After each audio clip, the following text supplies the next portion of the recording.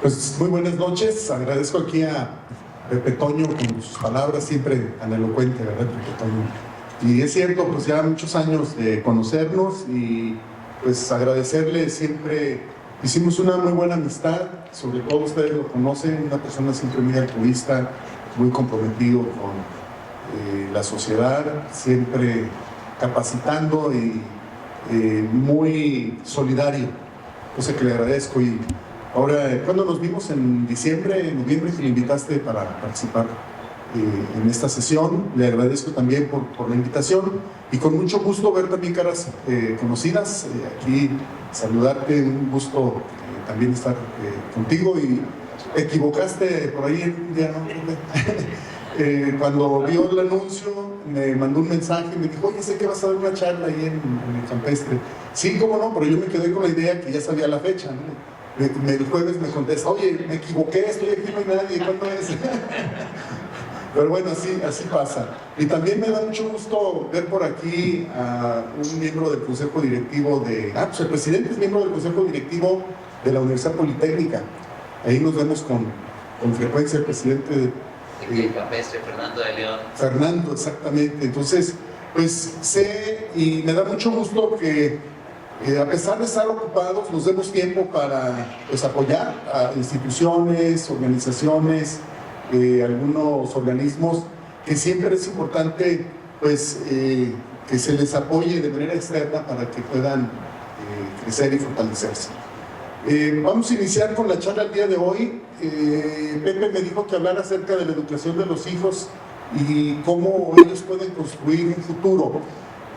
Nosotros, tanto su servidor como Pepe Toño, seguramente ustedes conocen la trayectoria de él en el mundo empresarial, de la misma manera, en mi caso, varios años en la industria, después en el sector educativo, ya 30 años en el sector educativo, y eso nos ha permitido en diferentes áreas, en diferentes posiciones, pues ver de cerca el tema de la educación. Yo sí quiero decirles que educar no es algo sencillo, ustedes mejor que yo lo saben como padres.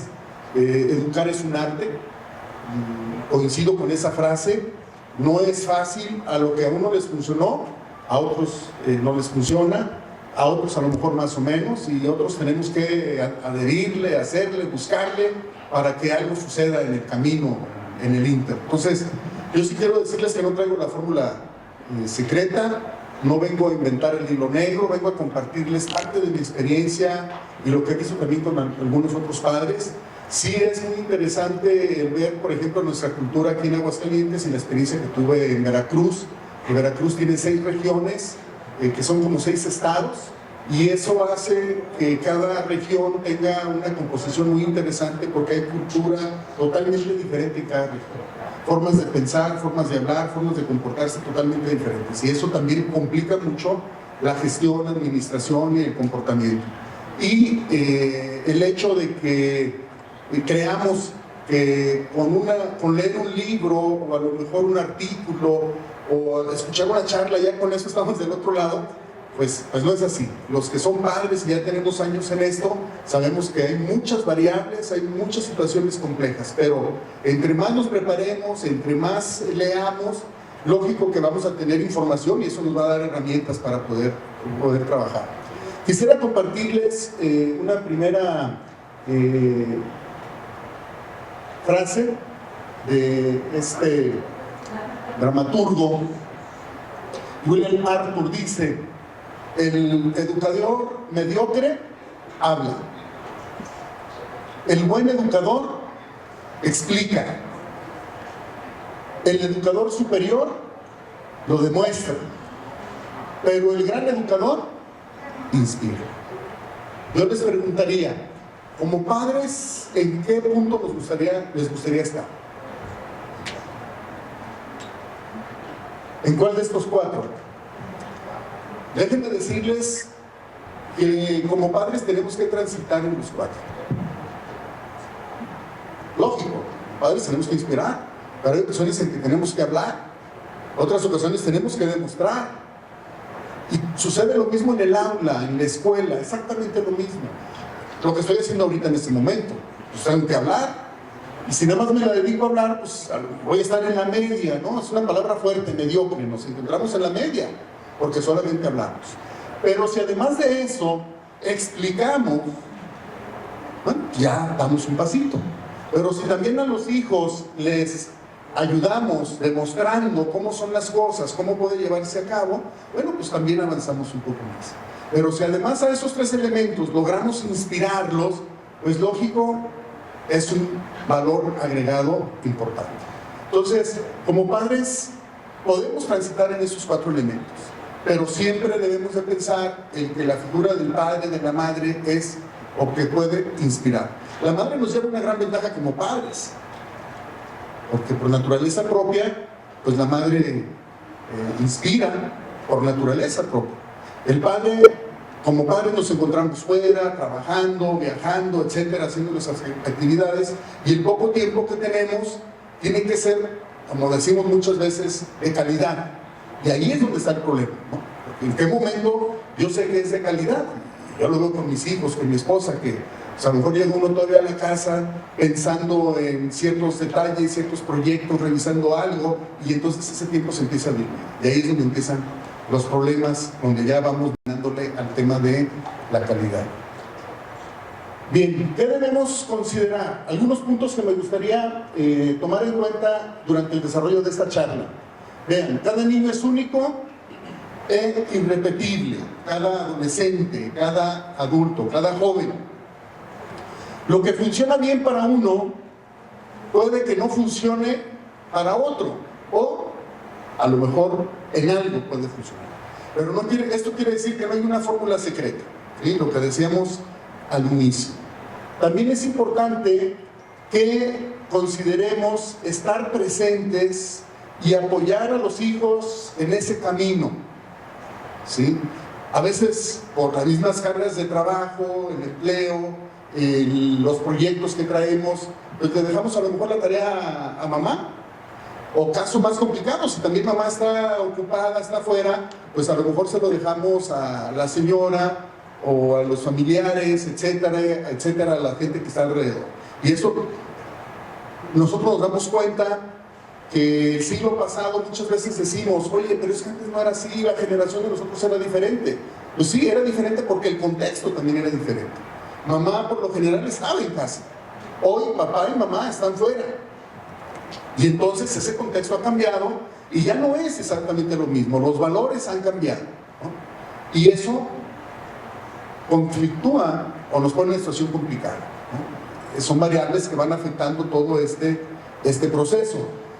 Lógico, como familias, si se logra tener una buena comunicación, una buena armonía entre padre y madre, lógico que eso favorece mucho a todo este proceso. Bien, lo más importante es ser un buen modelo a seguir. Son consideraciones que debemos tener en cuenta. ¿Qué quiere decir esto? Y eso lo vemos como docentes en el aula, en el taller, en la escuela, en el laboratorio. Si el profesor no es un buen modelo, difícilmente el alumno o la alumna va a superar al maestro. Difícilmente, pero no imposible. Porque también hay casos especiales que se logran, el alumno aprende a pesar de la escuela, a pesar del maestro, ¿sí? Entonces, como padres, siempre debemos de procurar construir un buen ejemplo.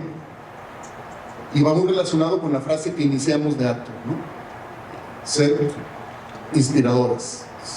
Si yo construyo un modelo a seguir, pues no nos damos cuenta, pero los hijos están observando.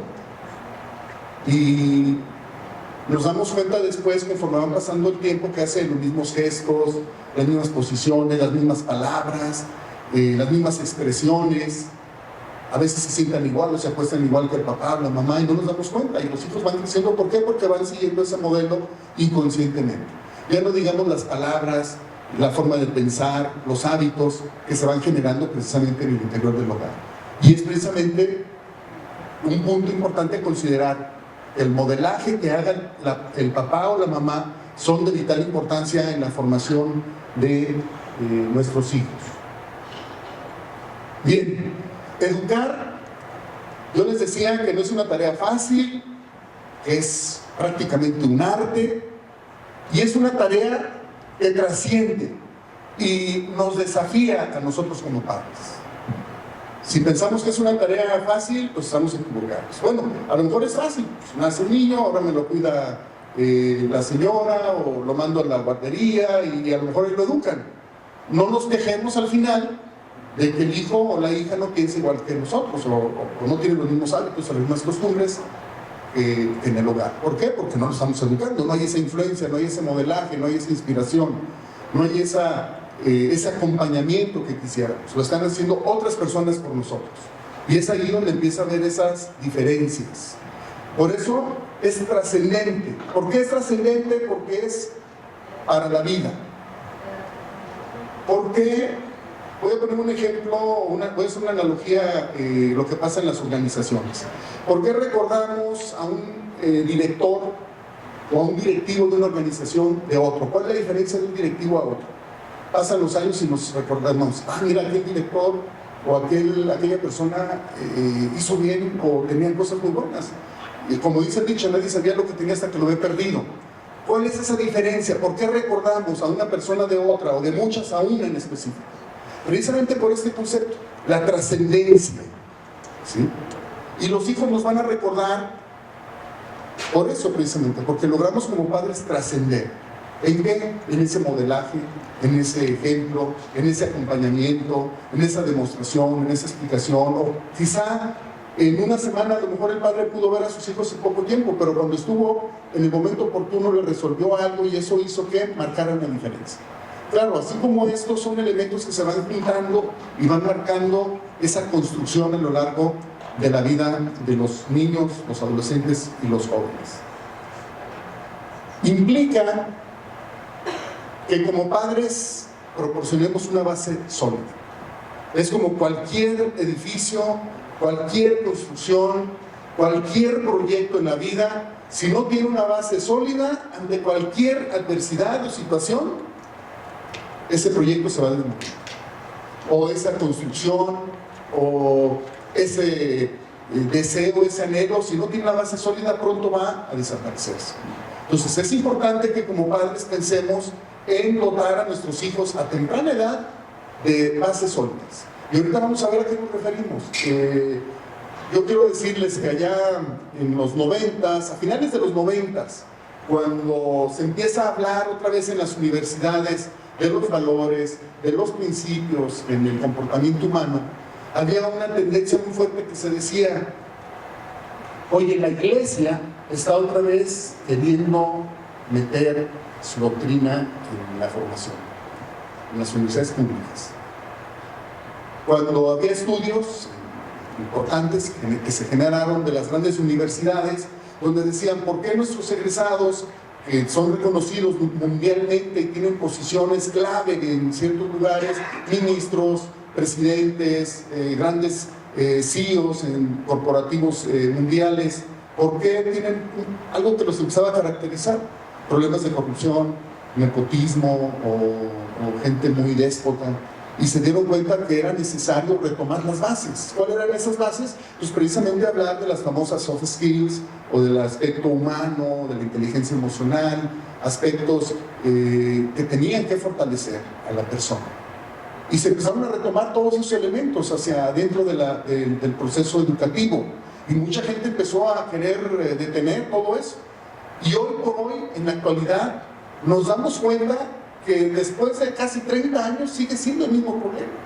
No hemos logrado como sistema educativo inculcar esos valores que le hace falta a la juventud del día de hoy, a nuestros profesionistas. Hoy por hoy, cuando nos reunimos con los empresarios, se pregunta o se evalúa una universidad, el primer punto que dice el empresario dice, al joven le hace falta liderazgo, no trabajan en equipo, son gente que no tiene actitud y otras muchas cosas.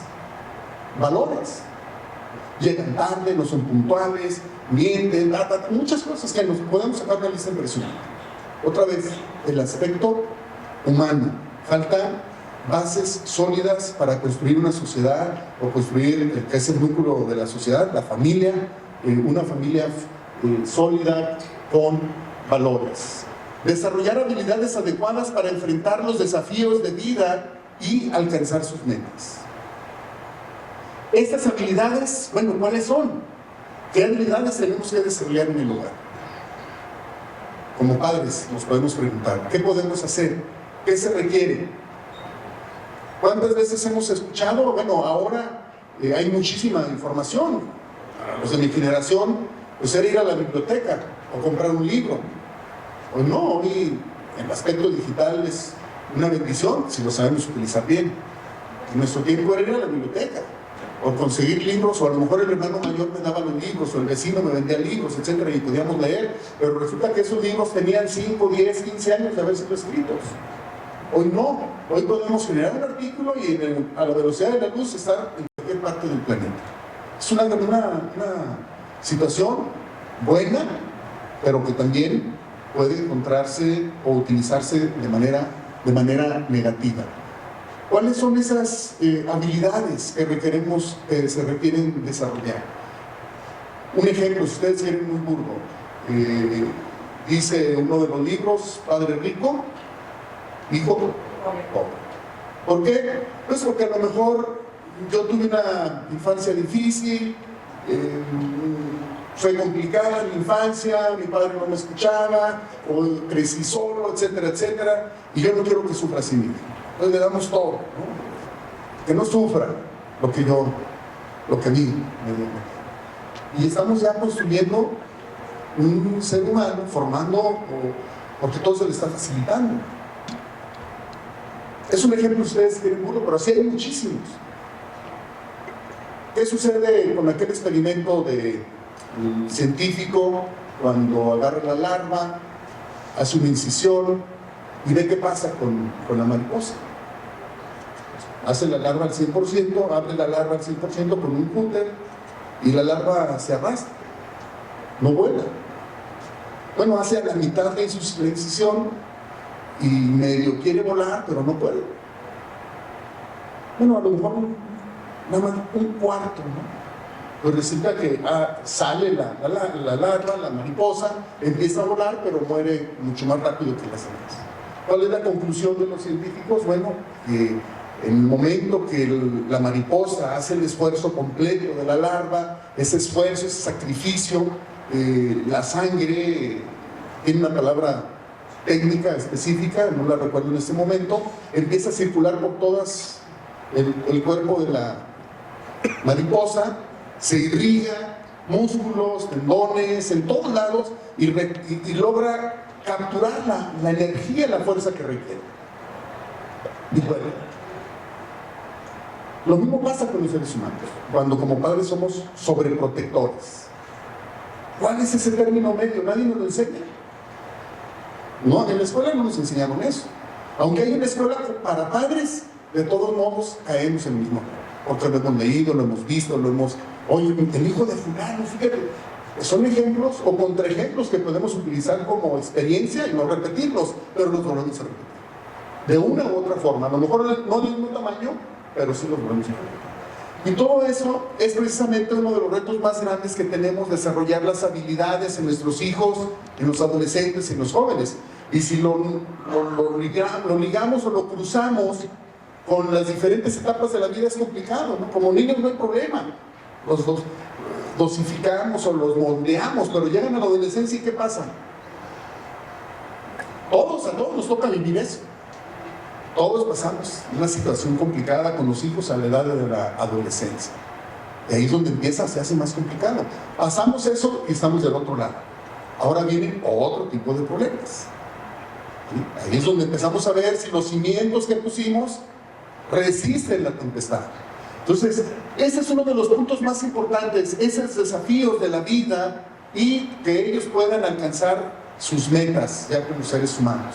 Yo creo que esa es la satisfacción más grande que tenemos como padres, ¿no? El ver a nuestros hijos realizados, cuando ahora ellos inician el ciclo con sus propios hijos. Empieza otra vez el ciclo y queramos o no como abuelos, nos involucramos con los nietos. Bueno, yo todavía no tengo nietos, pero yo lo veo con los amigos. ¿Sí? Los nietos empiezan a traer problemas al hogar, pero ya los abuelos lo ven de otra manera. Ya es diferente, pero ahí están presentes. Bien, la educación es extraer lo mejor de la persona, aunque duela. Y bueno, Pepe Toño es un experto en estos temas de hablar de la persona. Realmente ahora hay información impresionante referente a esto. A mí me gustó, hace años que leí por ahí, me gusta leer mucho de biografías, y hace años leí la de Miguel Ángel, ¿no? Cuando está haciendo aquella obra maestra en su taller. Me gusta mucho compartirla porque esa es una realidad, y oye, así somos las personas realmente. Y había un niño que iba a la tienda, pasaba por ahí por su tallercito y veía un grande trozo de rosa.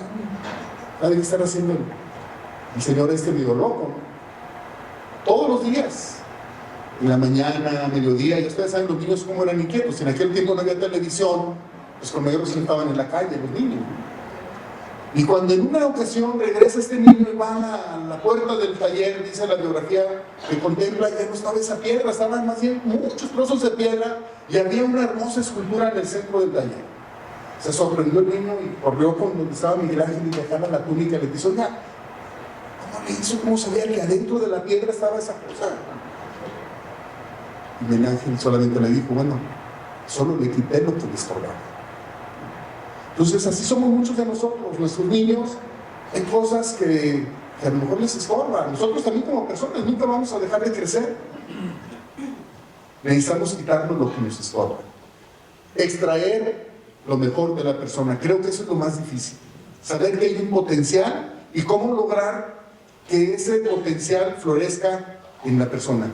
Como buenos técnicos, como buenos empresarios, como buenos académicos, pues sabemos solucionar problemas, pero moldear a una persona o ayudar a que esa persona crezca es de lo más difícil que hay en la vida, porque tenemos una supercomputadora, por eso somos únicos e irrepetibles.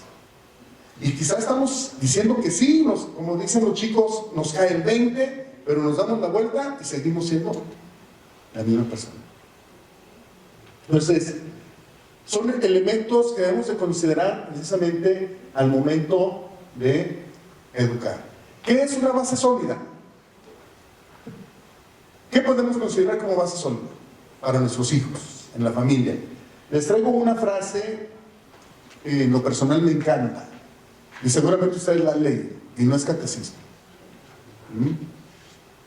Amado, yo deseo que tú seas prosperado en todas las cosas y que tengas salud, así como tu alma, ¿qué cosa? Prospere. ¿Sí? Escrito en el libro de los libros. ¿Qué quiere decir esta frase? ¿En qué debemos de prosperar? ¿En la parte física? ¿En la parte intelectual? En todo. Por lo tanto, como padres estamos obligados a buscar que nuestros hijos tengan una base sólida en todos los aspectos. Una buena escuela, claro. Que tengan una buena alimentación, claro. Un buen vestido, una buena casa, lo mejor de lo mejor. Pero también el aspecto espiritual. Así como el intelectual, también el aspecto intelectual. Oye, Francisco, pero ¿eso qué tiene que ver con el triunfo en el mundo? Pues es como una mesa con 4 patas. Si a una le falta, tarde o temprano se va a desequilibrar. Y eso es una realidad. Oye, entonces quiere decir que una persona que no tenga principios, su fortaleza espiritual, quiere decir que no puede triunfar en la vida. Claro que sí puede triunfar en la vida, claro. Y hay infinidad de contraejemplos. Pero en el aspecto pleno, completo, debe de haber un equilibrio en esos elementos, en los 4 aspectos. No sé si me explico con lo que quiero comentar. Y eso lo vemos en la vida, cómo nos comportamos, cómo es la persona. Y quizá hay bullying, ¿no? Como la palabra de moda, ¿no? Hay bullying, con, este es religioso, ¿no? Se ve en una persona cuando tiene valores, cuando tiene principios, en la forma de hablar, en la forma de actuar. Se ve, se siente, se palpa. Entonces, esto es un elemento muy importante que en la actualidad debemos de tomar en cuenta. ¿Por qué? Porque hoy por hoy la gente lo que menos quiere saber son de los temas espirituales. Sí nos interesa el aspecto, lo que se ve, lo que se palpa, pero lo que está dentro de la persona, no, eso es misticismo, eso a lo mejor no tiene un valor. Claro que lo tiene. Y lo vemos en todas las esferas. Pregúntenle a un empresario, ¿con qué es lo que más batalla con su gente, con su equipo? Y eso lo vivimos a diario. ¿Cuáles son las dimensiones del ser humano? Voy a decir rápidamente. Bueno, son los aspectos físicos, biológicos, sociales, emocionales, intelectuales. También el aspecto sexual es importante, y el espiritual. Oye, ustedes pueden decir, oye, pero ¿por qué tenemos tantos problemas en la actualidad? ¿Por qué? ¿Cuál es tu escala de valores? ¿A qué le das prioridad? Bueno, pues yo le doy prioridad a lo intelectual, está bien, está ahí. Pero ¿cómo la tienes esa escala de valores? ¿A qué le das prioridad? Y entonces, de acuerdo a lo como yo lo ubique, es precisamente a lo que yo le voy a dar más importancia. Si a mí no me interesa lo espiritual, bueno, pues ya le quité ese elemento. Si yo, en el tabú, la parte sexual, de eso no debemos de hablar, ¿no? Los padres nos cuesta mucho trabajo hablar de ese tema. Mejor que los eduquen en la escuela o que alguien experto les hable. Nos cuesta mucho trabajo. Y más si no tuvimos un contexto favorable en ese tema, con mayor razón. ¿Por qué? Porque lo venimos arrastrando, ¿sí? Pero son elementos que se deben de tocar y que son importantes precisamente para mantener un equilibrio en la vida de nuestros hijos y en la vida de los seres humanos. Hay diversas teorías del comportamiento humano. Voy a tocar 4 que son las más comunes, pero hay más. Pero voy a tocar estas 4 así de manera un poquito rápida. La parte biológica, el aspecto genético, el ambiental y el psíquico. Oye, ¿por qué se comporta Francisco de una determinada manera? Ah, pues es que resulta que tiene un problema hormonal. Y entonces, por eso se comporta así. Oye, pero tiene un carácter de demonio. Ah, pues igual que su abuelo. Y es que genéticamente tuvo por ahí algo. ¿Sí no? No, yo soy así, lo voy a cambiar, porque pues yo siempre he sido así. ¿Por qué van a hacer que cambie? Aquí Pepe sabe más de esos temas, ¿no? Pero déjame meter un poquito en tus terrenos. El ambiental, es que en mi casa sí me educaron. Mi papá me educó así, y aquí va a ser así, y siempre va a ser de esta manera, ¿sí? Yo vivo en este barrio, y en el barrio la gente es brava, y aquí yo soy igual.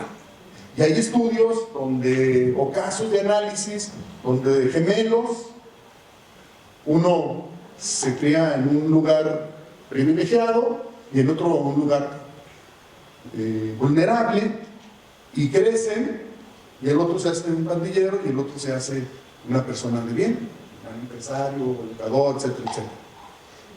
Y dicen, ahí está el aspecto ambiental, ¿sí? O el aspecto psíquico, ¿no? Y entonces llega a la conclusión donde la gente dice, es que no podemos cambiar, o sea, es algo que aunque yo quiera, lo sigo haciendo así. Y echan, como decimos, le echamos la culpa a los demás. Pepe utiliza el poste, ¿no? Llega y patea el poste. No sé si todavía utilizas esa anécdota de hace años que te la escuché a Pepe.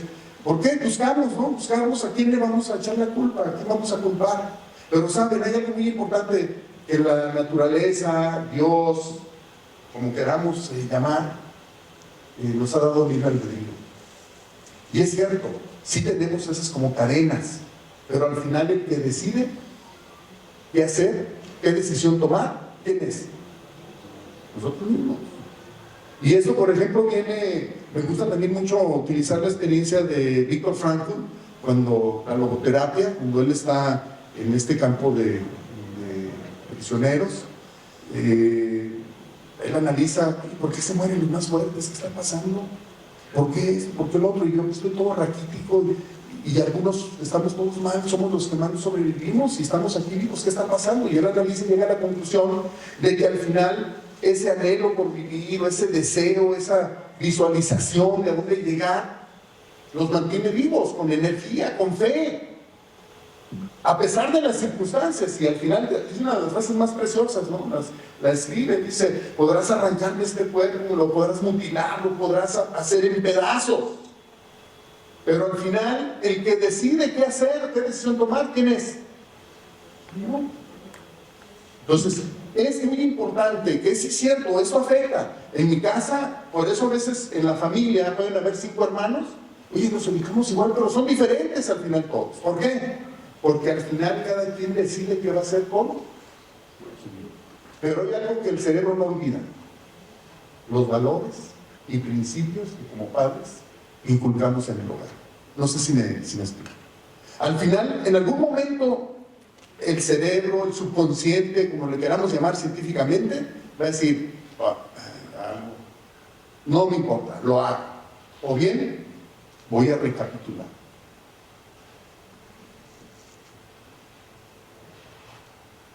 La relación de las dimensiones del ser humano y los 4 pilares del aprendizaje.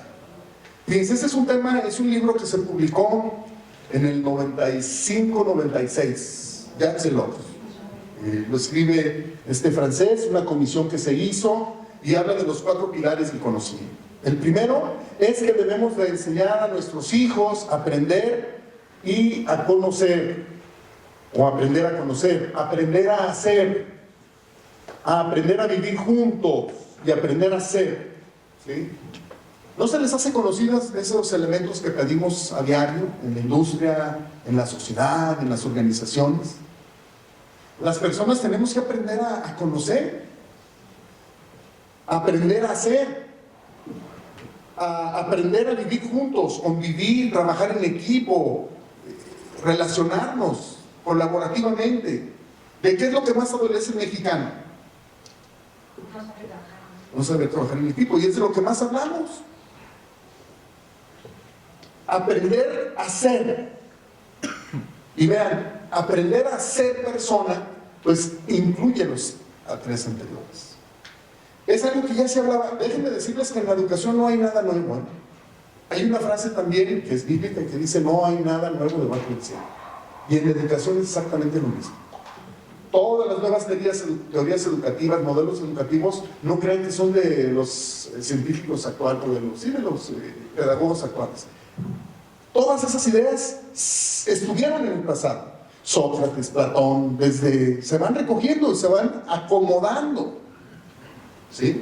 Entonces, esto que está aquí, aunque se escribió hace 40 años, sigue vigente, con otros nombres, nada más le están cambiando nombres, pero es prácticamente lo mismo. Entonces, estos elementos son muy importantes precisamente para lograr un aprendizaje. Y ahorita me van a decir, bueno, ¿qué tiene que ver lo que hablé hace un momento de los hijos y lo que estoy ahorita entrando al tema educativo? Porque voy a hablar de las nuevas tecnologías y qué es lo que está pasando en la actualidad. Si a nosotros nos tocó vivir un cambio brutal, digo, a los de mi generación, a nuestros hijos les está tocando vivir cambios cada año, o menos. Impresionantes. El otro día platicando con alguien decíamos, no se le ha leído el libro de la tercera ola, de Alvin Toffler. Ese libro se escribió por allá en los 80s, y él es un futurólogo que dijo que la tecnología iba a crecer a pasos agigantados y que iba a haber cambios impresionantes. Y él habla de la ola de la agricultura, la ola del conocimiento, la ola de la industrialización, ¿no? Entonces, fue un futurólogo, un visionario. Él ya hablaba de todo esto, de las grandes olas. Hoy son olas pequeñas. Cada desarrollo tecnológico son pequeñas olas, pequeñas olas, pequeñas olas. Y van cambiando drásticamente. Bueno, se le llama de manera exponencial, ¿sí? Y ejemplos hay muchísimos. Entonces, todos esos elementos son importantes. Buscar que nuestros hijos aprendan a aprender, a conocer, aprender a hacer, a convivir, a ser personas de bien. Entonces, no buscar que nuestros hijos sean egoístas, que nuestros hijos sean elitistas, que nuestros hijos sean racistas, que nuestros hijos sean diferentes. Hoy por hoy el mundo requiere otra vez de los valores que hemos ido perdiendo desde el inicio. La tecnología, ¿qué está haciendo con nuestros hijos actualmente? Los está haciendo más individualistas que el pasado.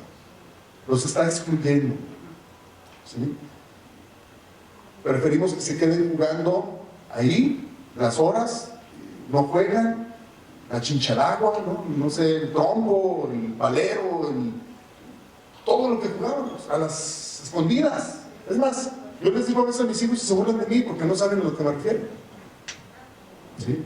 Mi esposa tiene todas las piernas con cicatrices. ¿Por qué? Porque se subía a los árboles y hacía saber tantas cosas. Mis hijos nunca hicieron eso. ¿Por qué? Van cambiando las cosas. ¿Y qué podemos hacer de los niños actualmente? Si les hablamos de la chicha del agua, ni siquiera saben qué. El otro día un rector me decía, estaba platicando con unos alumnos de una universidad y les estaba hablando del Shanghái. ¿Saben cuál era el Shanghái? ¿Se acuerdan? ¿Sí o no? Y no se acordaba el nombre. ¿Y cómo era? Y le dije, el Shanghái, ¿no? Y empezaron a reírse los muchachos. ¿Tú sabes? Les dije, googleenlo, ahí viene. Entonces, son situaciones que nos ayudaban a hacer, nos ayudaban a convivir, a hacer ejercicio, y que estaban en la calle, estábamos en la calle, hacíamos energía, había energía a las 10 de la noche, órale, todos a la casa, todos llenos de tierra, lo que se hace, pero allá, a la casa. A lo mejor otros tuvieron otra infancia de otra manera, y que convivieron de otra manera, otro tipo de juegos, pero eran físicos, eran de relación, era de convivir, diferente a lo que hoy está sucediendo. Bien, la era digital nos está ocasionando serios problemas y no lo estamos viendo quizá, o los vemos así muy superficialmente. Es como la humedad, va penetrando, pero las nuevas tecnologías, como todo en la vida, son buenas, pero también tienen una dicotomía, también afectan. Y ahí es donde lo que comentamos al inicio cobra vital importancia para los hijos, para los adolescentes. Voy a presentar esta gráfica y no es mi intención ahorita hablar de todo, pero quiero decirles, este amigo Frank Diana, director de Data Consulting, proyectó este artículo, me gustó mucho, porque vean, en la parte azul, él dice que son las 5 tecnologías que fueron la base de la era digital. ¿Cuál? Internet, las redes sociales, el celular, la nube y el Big Data. Dice, todo eso se dio el siglo pasado. Y esas fueron las bases precisamente para lograr las nuevas tecnologías que hoy conocemos y nombramos. Las verdes. Una vez que se logró lo anterior, se pudo hacer impresión 3D. Logramos energías renovables, Internet de las cosas, sistemas cognitivos, nanotecnología, robótica, blockchain, la genoma y los drones. 9 tecnologías aceleradoras. Y noten, al combinar cada una de esas con otra, da resultado. Y se le llama combinatorias. De manera exponencial. Y vean, si ustedes ven todo lo que está hacia arriba, en la parte verde, gris hacia arriba, es una combinación que hay muchísimas, no es el propósito hablar ahorita de ellas. Todo lo que está abajo son las aplicaciones que hemos hecho en la sociedad. Y vean, todo eso que ustedes ven de este lado es lo que está sucediendo en la actualidad. Todo esto. Y nos estamos organizando, estamos trabajando, estamos conviviendo, estamos relacionándonos de manera totalmente diferente a lo que pasaba hace años. Un ejemplo, en el 2007, cuando sale el primer celular inteligente, ¿cuándo íbamos a pensar que a través del celular nos íbamos a comunicar? Íbamos a estar platicando, íbamos a estar haciendo transacciones electrónicas, comprando, vendiendo, que íbamos a estar tomando fotografías, video, audio, sonido, televisión, y podemos sacar infinidad de cosas. 2007 hacia acá. Gracias precisamente a la combinación de todo eso. Ciudades inteligentes, carros autónomos. ¿Quién iba a pensar que íbamos a poder hacer un vuelo de Los Ángeles a China en 30 minutos? Bueno, pues ahora con Elon Musk, que lo pensó y lo está haciendo, se le acaba de terminar un cohete, pero es parte del proceso. Por eso no iba gente, por eso no iba tripulado, porque sabían el riesgo, o sea, el primer prototipo, pero para allá van, darle la vuelta al mundo en 45 minutos. Bueno, ya ha habido empresarios que han ido a la Luna, al espacio sideral, ¿no? ¿Perdón? No, pero, y otros que viven en el... No. Bueno, también. Entonces, se espera la conquista del espacio de manera impresionante. ¿Sí? Los taxis, por ejemplo, los taxidrón sin conductor, y así pudiésemos decir la robótica avanzada, la robótica ya no nada más que un robot me mueva una pieza, la taladre, la pinte, la mueva, no. Y ahora robots de acompañantes, ¿no? Robots que van a servir para la nueva generación que se está consolidando, formando en nuestros días. En el 2030, a partir del 2030, empieza a crecer una nueva generación, los adultos mayores. Se está invirtiendo la curva o la pirámide poblacional, y para el 2050 ya vamos a ser más adultos mayores que jóvenes. Entonces, y se va a crecer, así como sucedió en 1950, que había solamente 1 millón de estudiantes en todo el sistema educativo nacional. Para el año 2000 ya habían 30 millones de estudiantes. O sea, en 50 años creció una sociedad, un nuevo rango de sociedad, los estudiantes. Industria, cultura, todo lo que se dio alrededor, alrededor de 50 años. Bueno, en estos próximos 50 años va a haber una nueva cultura. ¿Qué? Adultos mayores, gracias a lo que tenemos antes de los drones, la genómica, ¿sí? Los sistemas cognitivos, donde la gente ya no va a vivir nada más 80, 85 años. La expectativa de vida, hablan los que están trabajando en esos temas, que va a ser hasta 140 años, con calidad de vida. O sea, aquí lo importante es la calidad de vida. ¿Para qué queremos 140 años si están como vegetales, no? No, con calidad de vida. Entonces, ¿qué quiere decir esto? Que va a haber más oportunidades para viajar, para entretenimiento, cultura, o sea, va a ser otra industria. No sé si me explico.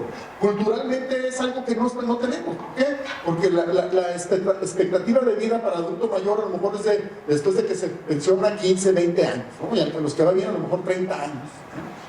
Bueno, pues ahora se está hablando que cada año vamos incrementando 3 años la expectativa de vida de las nuevas generaciones.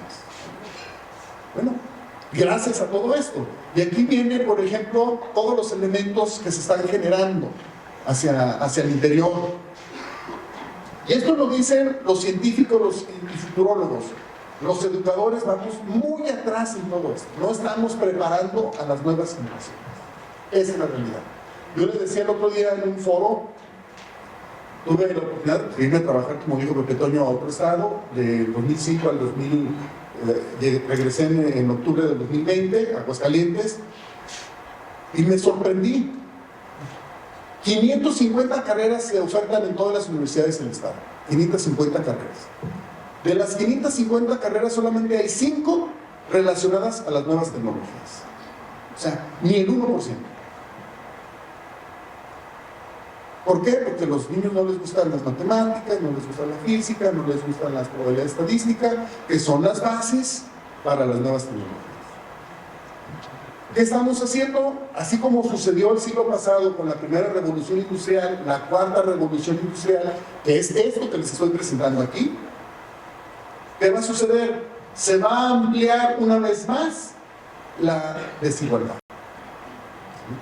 Y entonces vamos a tener serios problemas. Ya no se diga a los chicos que no hablan inglés. Y lo vemos. Los chicos que hablan inglés simplemente llegan a una empresa y tienen mejores oportunidades, 2-1, 3-1, que alguien que no lo habla. Combinado a esto, pues lógico, da una disparidad importante. Entonces es importante que nuestros hijos estudien, se preparen, pero también que tomamos en cuenta lo que hablábamos al inicio. ¿Cuáles son estas habilidades que hoy son tan preciadas en la sociedad digital? Pensamiento crítico, la ética, la empatía, la dinámica humana, la resolución de problemas. A grandes rasgos. ¿Creen ustedes que estos 5 elementos los podemos trabajar en casa? Con nuestros hijos, con nuestros nietos. ¿De qué manera podemos hacer que nuestros hijos fortalezcan el pensamiento crítico en casa? Ya no en la escuela, olvídense de la escuela, porque ahorita tenemos un problema muy fuerte, aunque sea de paga, A veces decimos, es que estoy pagando 100,000 pesos ahí en el colegio mensuales, ¿no? va a salir no un plus ultra, no se cree. Miren, su servidor ha evaluado más de 300 universidades en el país, públicas, privadas, a lo largo y ancho, y el promedio de resultado en las pruebas estandarizadas es el mismo.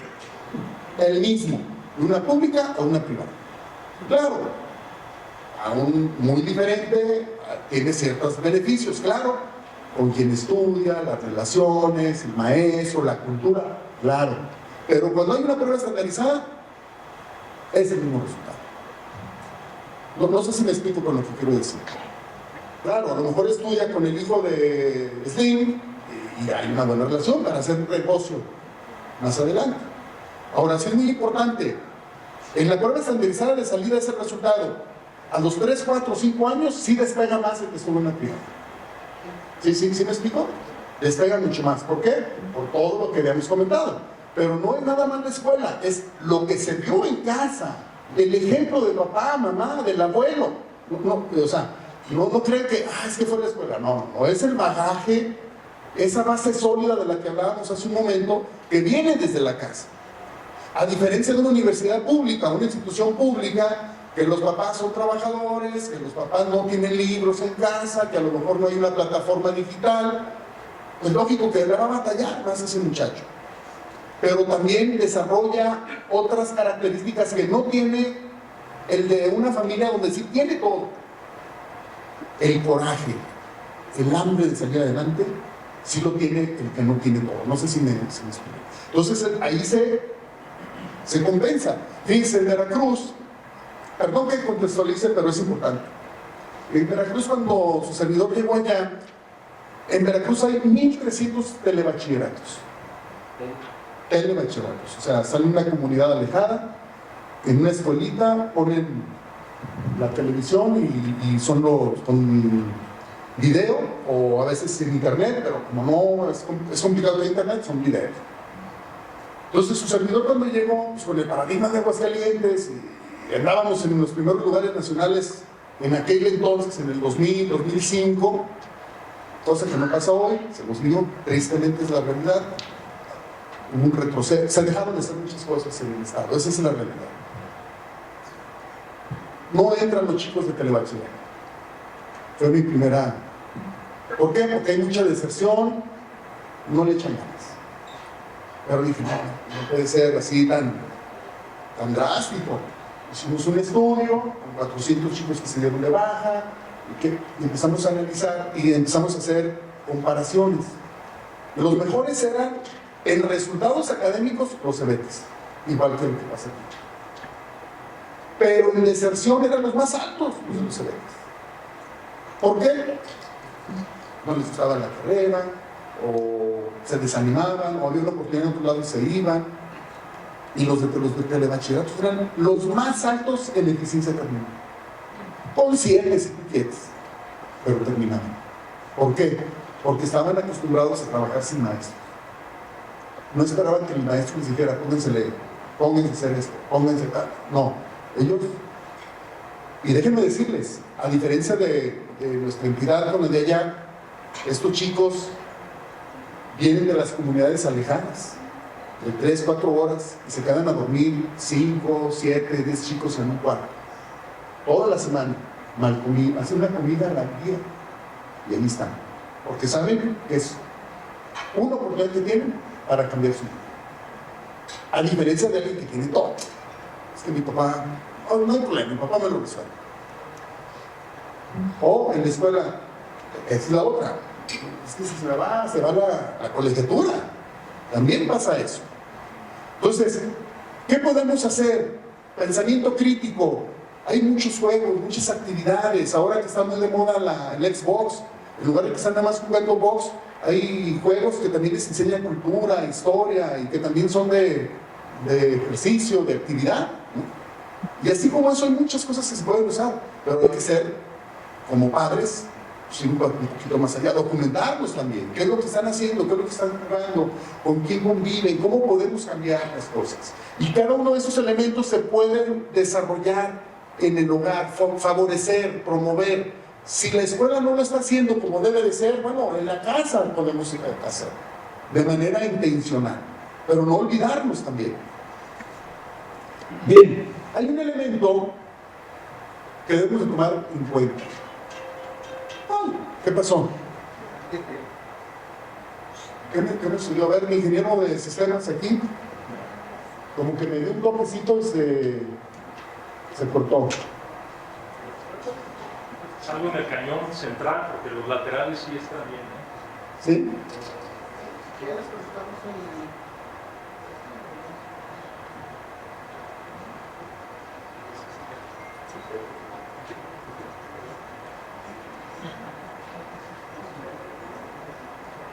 Sí, es que me dio toque y así va. Bueno, déjenme decirles una cosa. Hay un elemento, una nueva tecnología que está surgiendo con toda la fuerza del mundo, la inteligencia artificial. Y ustedes han escuchado lo que el ChatGPT, han oído hablar del ChatGPT, está de moda. Y no es actual, tiene casi, va a cumplir 4 años, que fue la primera versión que salió. Pero no fue muy popular porque no era tan espectacular. Pero en enero sale y en el primer día, 5 millones de descargas. El más cercano había tenido el primer día alrededor de 350,000 de las otras aplicaciones. O sea, esto, desde el primer día rompió todos los aspectos de morbo que puede haber en la tecnología. Pero al estar utilizándolo y trabajando con él más, ¿no? Para los que ya lo han utilizado, podemos hacerle preguntas, consultas, nos puede hacer código, nos puede sugerir toma de decisiones, nos puede sugerir comentarios, o sea, hay infinidad de cosas. ¿Cuál es el problema que hay actualmente? Bueno, que los chicos en la escuela, si se les deja hacer un ensayo, una síntesis, un resumen, pues se lo piden a ChatGPT y se los hace. Alguna discusión, algún planteamiento, algún ejemplo. Me decía el otro día un rector, en un evento que tuvimos, de una charla acerca de temas de sustentabilidad, y la persona, él dijo, una charla muy interesante, y dice, me van a disculpar, suplió a la persona, pero me avisó anoche que no podía venir a la plática. Dice, ¿qué hice? Pues se los digo sinceramente, empecé ChatGPT. Empecé a hacer planteamientos y esa es la charla, o sea, no soy el experto. ¿Sí? Así, o sea, y así como eso hay infinidad de ejemplos. Mi hijo, por ejemplo, Isaac, cuando empecé yo a ver los temas de ChatGPT, dijo, ¿ya sabes de ChatGPT? Sí, papá. ¿Sí? En la escuela yo hago mis anuncios, en la universidad no sé, le dejan que haga cierta promoción, dice, y yo hago le pongo una frase y me da la promoción y se la pongo ya en el Facebook.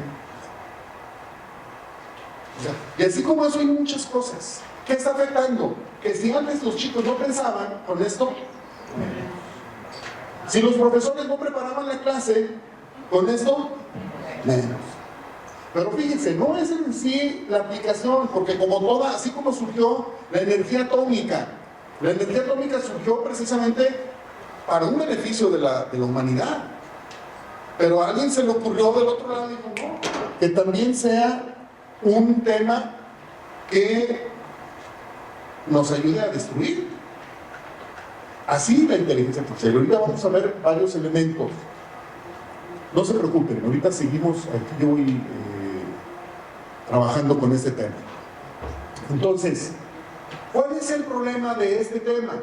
De la inteligencia artificial.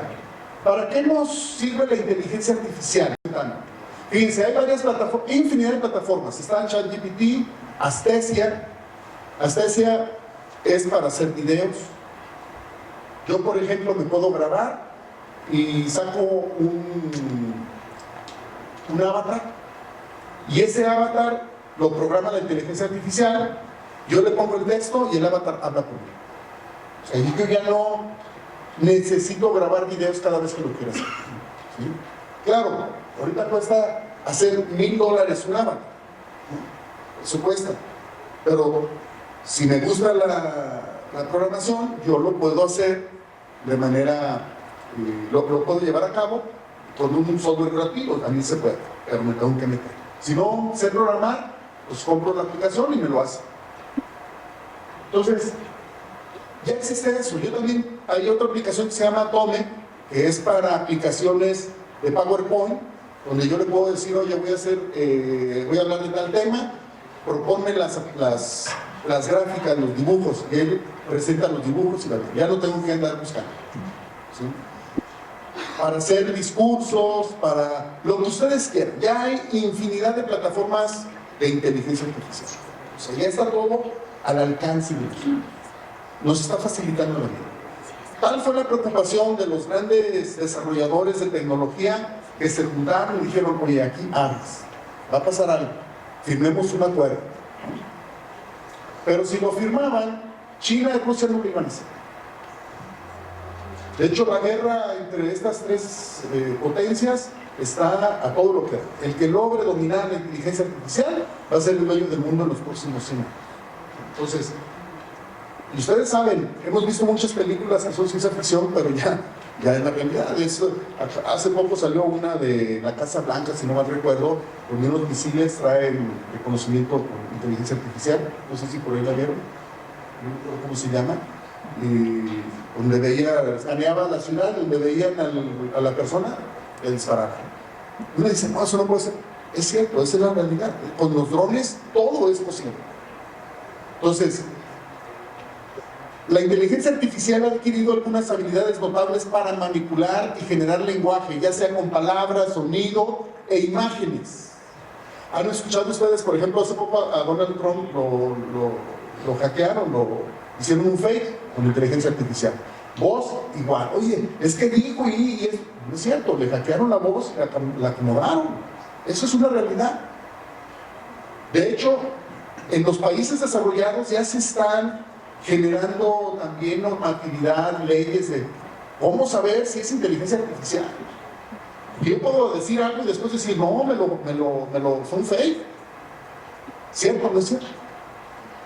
Entonces, la misma herramienta, hay herramientas que nos pueden detectar si es o no inteligencia artificial. Entonces, pero aquí hay algo muy importante, la clave está en esto. La inteligencia artificial, por lo mismo, va aprendiendo como nosotros vamos aprendiendo, los algoritmos se van actualizando y van aprendiendo. El problema está en un punto muy importante, la cultura, ¿cómo se construye? Nuestra cultura, ¿con base en qué se construye? Con palabras, con el lenguaje, con imágenes, con sonido. ¿Qué va a pasar en el momento en que la inteligencia artificial sea tan buena que no podamos distinguir qué es inteligencia artificial y qué es la realidad? No sé si me explico con lo que estoy comentando. La inteligencia artificial ha hackeado el sistema operativo de nuestra civilización. No sé si se comprende este concepto. Y déjenme decirles, no es una frase mía, quiero aclararlo. Esto lo comentó, por si lo quieren buscar en internet, acaban de hacerle una entrevista en abril a Yuval Noah Harari, no sé si lo ubican, el que escribió Homo Sapiens y algunos otros libros que ha escrito. Le entrevistaron sobre qué opinaba de la inteligencia artificial y está muy interesante lo que él comenta. Y comenta precisamente eso, dice, no nos hemos dado cuenta que la inteligencia artificial está hackeando nuestra civilización. Y da sus argumentos. Y esta es una realidad. ¿Quiénes son los más expuestos a esto? ¿Quiénes? Sí, o sea, claro, todos estamos expuestos, pero como seres humanos, principalmente nuestros hijos, los niños. Porque los niños, ellos no saben la profundidad de lo que está pasando. De hecho, déjenme decirles una cosa, va a llegar el momento en que cuando yo cuestione algo en Google, o ahora ChatGPT, o algunas otras plataformas que van a salir, ya no vamos a saber si estamos hablando con personas o con robots. Esa es la realidad. Y es verdad o no. Entonces ahí es donde entra la importancia de la ética, de la moral, de los principios, de los valores.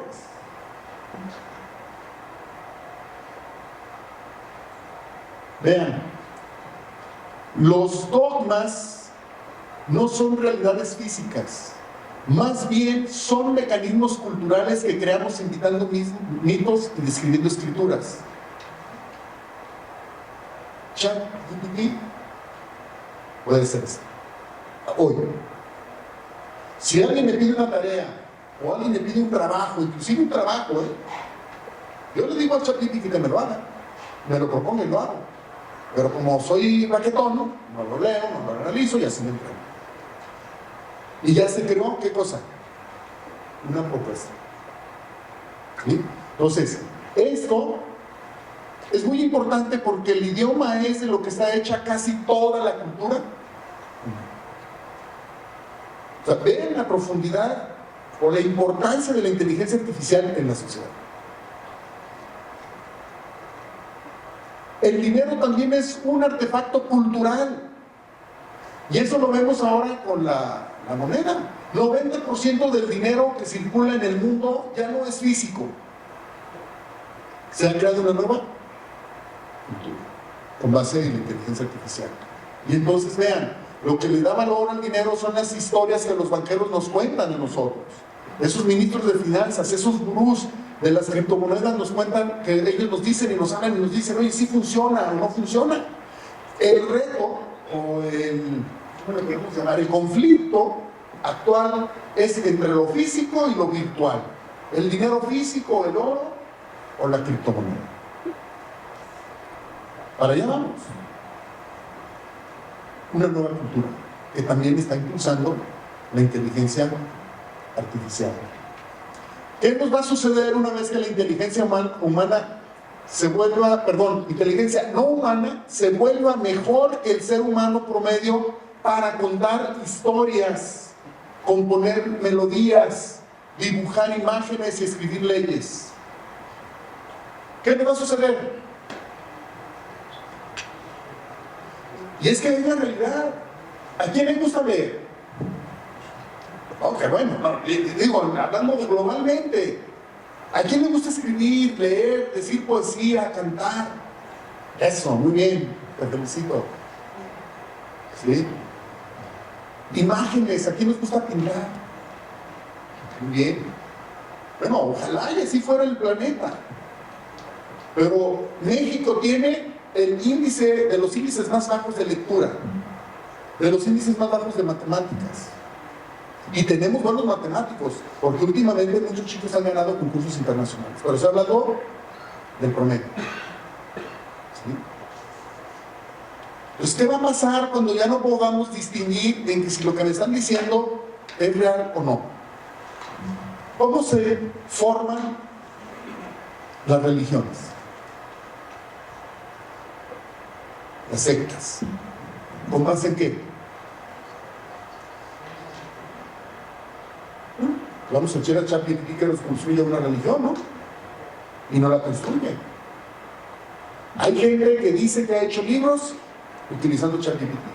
En 4 meses se tiene religión. Tiene la idea, le pregunta, genera, no me gusta, lo armo, y voy armando, y sale. Yo no sé si ustedes lo han utilizado, yo lo he utilizado mucho. Y sale, o sea, se genera, claro. Si sabe uno a dónde quiere llegar, pues uno le va dando forma. Si no, pues lo que me dé está bien y se lo entrego al maestro, o le entrego el reporte a mi jefe, o si alguien me contrató, yo se lo doy. ¿Sí? Entonces, todo eso nos está afectando. ¿Cómo vamos a lograr que las nuevas generaciones no caigan en la trampa de solamente utilizar esta herramienta por utilizarla, no reflexionar, no analizarla, no darle valor? Los profesores, miren, yo acabo de hacer un ejercicio, yo ya tengo 4 años, desde el 2016 empecé a trabajar todos esos temas, 2016. Hubo la conferencia de Davos en 2016, cuando se empezó a hablar de la 4ª revolución industrial, me llamó la atención y empecé a investigar, y desde ahí ya no solté el tema. Y conforme iban avanzando las cosas, pues iba saliendo nueva, del 16 a la fecha han salido muchísimas nuevas herramientas. La inteligencia artificial no es de este siglo, viene desde los 60, la inteligencia artificial. Y ya había libros, ya había artículos que decían que iba a pasar lo que nos está sucediendo ahora, que las máquinas iban a pensar por nosotros. Y todo eso lo hemos leído, y nadie dice nada. Bueno, no está mal, porque es para bien. El problema está en que no nos estamos preparando para hacer un buen uso de estas herramientas. Los profesores, yo acabo de hacer un ejercicio donde yo les decía, ¿conoces la herramienta? No. ¿Tú? No. Algunos, pues he oído algo. Le dije a alguien, vamos a hacer un curso, un taller, vamos a firmar un convenio para traer expertos y capacitar a todo el sistema educativo. Me decía un directivo, pues eso a mí no nos afecta a nosotros todavía, eso ya es para superior. Pues me senté y dije, mira, las competencias, no, viéndolo así, sí. Y estoy hablando de Aguascalientes, que está entre los primeros 5 estados con mejores niveles de calidad de vida, donde está mejor el sistema educativo. Imagínense el resto del país. Sí me explico la situación en la que actualmente nos encontramos. Dice, este hombre está hackeando el sistema operativo de la civilización humana. 2 preguntas para concluir. ¿Qué sucederá cuando la inteligencia artificial se integra tanto a nuestra toma de decisiones diarias que nos volvamos dependientes de ellas? ¿Sabían ustedes que el cerebro es un músculo que en la manera en que yo lo explote va a tomar fortaleza, o si no, va perdiendo consistencia? Y esa fortaleza, consistencia son esas conexiones sinápticas que se dan. Las neuronas funcionan con impulsos eléctricos, entonces si yo estudio, si yo leo, esas conexiones voy imaginando y se van conectando. Si yo visualizo, se conectan otras áreas del cerebro y están trabajando y se van fortaleciendo, se le llaman surcos mentales. ¿Sí? Si yo canto, si yo medito, por eso la meditación es muy importante, el poder meditar en las mañanas, en la tarde, el caminar, contemplar el parque, los árboles, contemplar la naturaleza e imaginar, porque el cerebro está trabajando. ¿Qué va a pasar cuando la máquina haga todo eso por nosotros? Bueno, los niños, o sea, nuestra generación ya va adelante. Todo esto se espera ver con toda fuerza a partir del 2030 hacia adelante. Los niños que están en primaria ahorita, cuando ya estén en carrera, van a tener, vamos a estar hablando de 2040. En el 2050 van a ser trabajadores. Ahí es donde tendremos muchos, no, ya no nos va a tocar. ¿Quién sabe? Pero ¿qué le vamos a dejar a nuestros hijos, a nuestros nietos? Entonces, la importancia de sentar buenas bases en la actualidad en nuestras familias. Y por último, ¿qué podemos hacer para asegurarnos de que los estudiantes, nuestros hijos, nuestros jóvenes, nuestros trabajadores, nosotros mismos, no dependamos exclusivamente de la inteligencia artificial? Son preguntas para reflexionar. Y yo quisiera terminar mi charla con una experiencia que seguramente ustedes han vivido, han leído, perdón, que tiene que ver precisamente con una experiencia de Platón, que tiene que ver con la experiencia de la caverna. Ustedes recuerdan que él habla, es un mito, es una alegoría, pero la utiliza precisamente para poder hacer una analogía. Dice que desde niños agarraron a ciertas personas, las ataron en una caverna, no las dejaban que se pusieran de pie ni salieran, ahí les daban de comer, ahí los cuidaron, y fueron creciendo, y la manera en que les iban enseñando era a través de imágenes. Entonces, por ahí pone con lumbre y hacían imágenes y ellos veían allá, y ellos pensaban que lo que veían ahí así era el mundo, a través de imágenes, lo que ellos los iban alimentando. Logró escaparse uno, sale y queda impresionado de lo que sucede y ya no regresa, huye, ¿no? Y se escapa otro y va y dice, no, este es conocimiento puro, tengo que llevarlos, es totalmente diferente de lo que estamos acostumbrados a ver. Regresa y les dice, vamos, escapen, salgan. Y los otros dicen, no, ¿por qué? ¿Tú estás loco? Aquí estamos a gusto, ¿para qué nos vamos? Y lo que hemos vivido es que estamos bien. y le dicen que está loco. ¿Cuántas veces nos comportamos así en la sociedad? Solamente dejamos que nos alimenten lo que los demás quieren. No leemos, no investigamos, no procuramos superarnos a nosotros mismos. Dejamos que los demás nos dirijan. O porque mi papá o mi mamá me dijo que era por ahí me voy. O porque el abuelo, o porque así se hizo toda la vida, así lo vamos a hacer. No tenemos ese coraje, esa chispa de superarnos a nosotros mismos.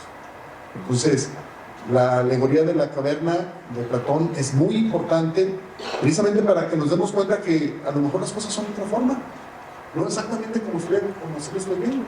Y la inteligencia artificial está creando esos paradigmas, en palabras, en imágenes, en sonidos y en textos. ¿Cómo vamos a ser capaces de discernir si es real o no? Requerimos de una actitud proactiva, una actitud de cuestionarnos, de preguntarnos, de ser reflexivos, de investigar. Por eso no nos debemos de molestar cuando nuestros hijos nos retan, cuando nuestros hijos nos dicen que no están de acuerdo en lo que estamos diciendo. Al contrario, o sea, están cuestionando si es sí o si es no. Ya no podemos seguir con el esquema del siglo pasado, donde solamente el que hablaba era el profesor, el único actor en escena.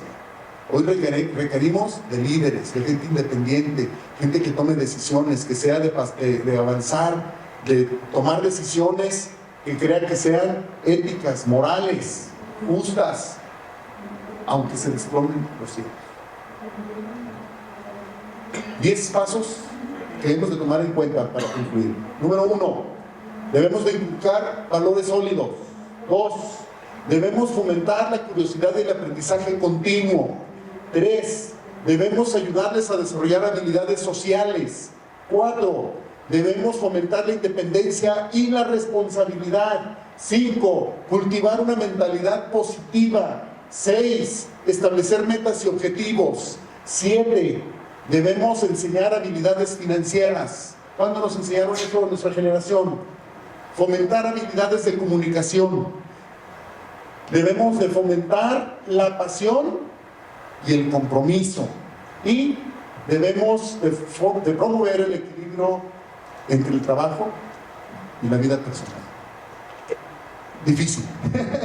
Este último es difícil para los workahólicos como su servidor. Entonces, déjenme decirles que no hay una receta, vuelvo a decir, puede haber más. Aquí depende mucho de nuestra experiencia previa, también. Pero lo que sí les puedo decir, y hoy en la mañana lo comentaba en una reunión, que ustedes recordarán, es una experiencia también del siglo pasado, de El hombre paradigma, de Joel Barker. Me gusta mucho esa experiencia, donde él habla de que en alguna ocasión un pensador iba caminando por la orilla del mar y todas las mañanas acostumbraba a hacer eso, y a lo lejos vio a un niño que se encontraba en la orilla del mar y corría y levantaba algo y aventaba al mar, ¿no? Las estrellas del mar. Y así estuvo él, siguió elucubrando en su idea, y ya habían pasado 3, 4 horas y seguía ese niño haciendo lo mismo. Pues va, camina y lo encuentra y le dice: oye, ¿qué estás haciendo? Dice: estoy salvando a las estrellas del mar. Y les aventa, le agarra la otra. Y le dice: pero ¿no te das cuenta que son millones de estrellas del mar que están sobre la arena? ¿Tú crees que tenga sentido lo que estás haciendo? Y el niño se agacha y agarra otra y la avienta al mar y dice: pues para eso sí tuvo sentido. A lo mejor pensamos que el trabajo que hacemos, las acciones que desarrollamos en el lugar donde nos encontramos, en el trabajo, en casa, en la escuela, los proyectos sociales que hagamos, a lo mejor pensamos que no tienen sentido o no van a ayudar en algo. Pero déjenme decirles, así como en este caso de esta experiencia, lo que hagas, aunque sea mínimo o por lo más sencillo que sea, para esa persona, para ese grupo, para ese lugar en donde estamos, va a tener sentido. Así que yo les invito a que no claudiquemos, que leamos, que investiguemos y que nos preparemos para enfrentar un futuro incierto. Un gusto saludarles y muchas gracias por acompañarnos.